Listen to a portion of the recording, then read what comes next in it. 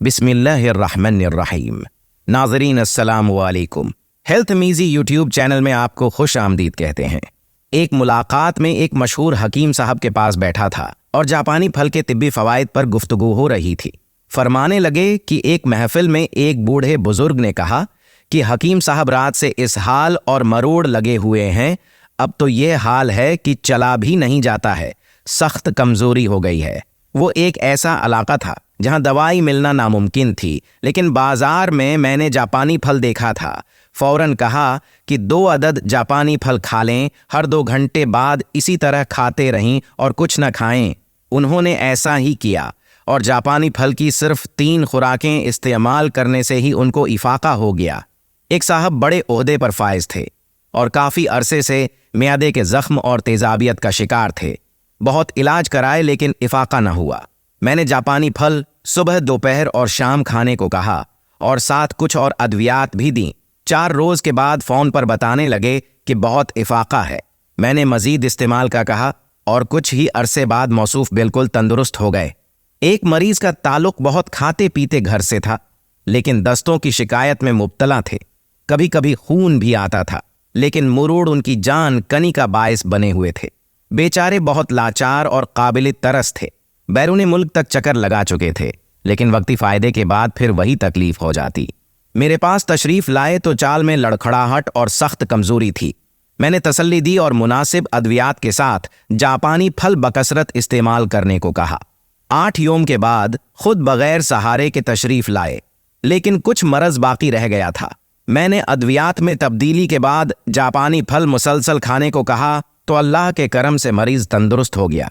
हकीम साहब की बात अभी ख़त्म नहीं हुई थी।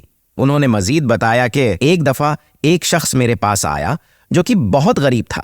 उसने बताया कि अद्वियात खा खा कर तंग आ गया हूँ, लेकिन मुरूड़ नहीं जाते और सख्त तकलीफ़ होती है। मैंने कहा आप जापानी फल दिन में 4 अदद खाएं, लेकिन उनको इस फल की पहचान ही न थी। मैंने मुतारफ़ करवाया, फिर उसने जापानी फल मुसलसल चंद हफ्ते तक इस्तेमाल किया तो अल्लाह के फजल से शिफा हो गई।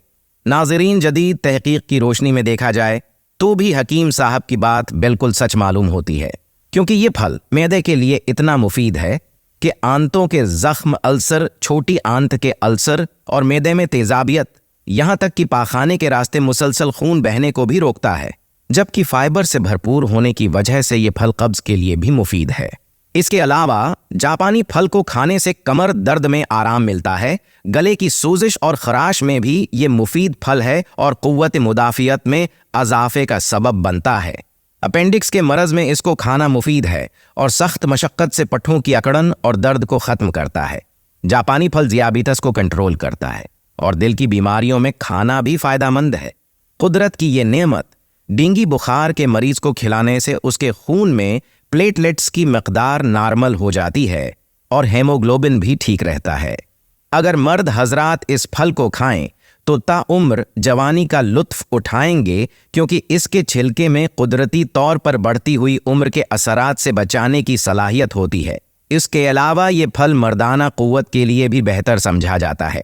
औरतों के मरज़ लिकोरिया में भी जापानी फल बहुत मुफीद है।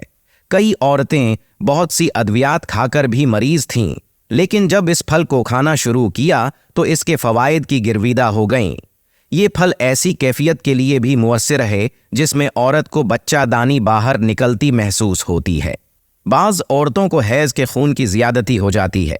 इसके लिए 2 अदद जापानी फल हर 3 घंटे बाद इस्तेमाल करें। ये इस मरज़ के लिए एक बेहतरीन होम रेमेडी है। नक्सीर का खून अगर बार बार बहता हो तो दिमाग कमज़ोर हो जाता है, लेकिन अगर जापानी फल इस्तेमाल कराया जाए तो मरीज़ दिनों में तंदुरुस्त हो जाता है। बेरी बेरी जैसे मरज़ में भी इसके फ़वाइद तजुर्बात से साबित हैं। एक वक्त था कि इस मरज़ पर काबू पाना बहुत मुश्किल समझा जाता था, लेकिन अब जापानी फल ने इस मुश्किल को हल कर दिया है। यहाँ पर आपको ये भी बताते जाएं कि इंग्लिश में परसिमन और उर्दू में अमलूक के नाम से जाने वाले इस फल में मौजूद शक्र और फ्रुक्टोज़ की वाफिर मिक़दार जिस्म को तवानाई फराहम करके ज़हनी दबाव और सुस्ती के असरात को भी ख़त्म करती है, जिसकी वजह से ये फल खेलकूद या जिस्मानी सरगर्मियों में हिस्सा लेने वाले लोगों और बच्चों के लिए बेहतरीन है।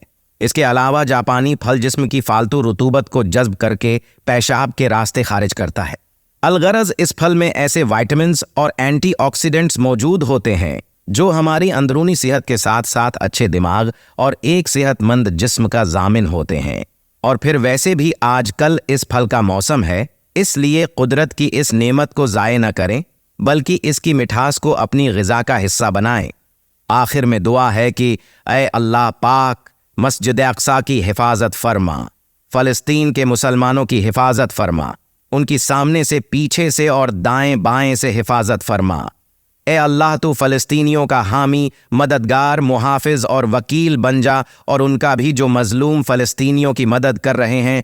आमीन या रब्बुल आलमीन।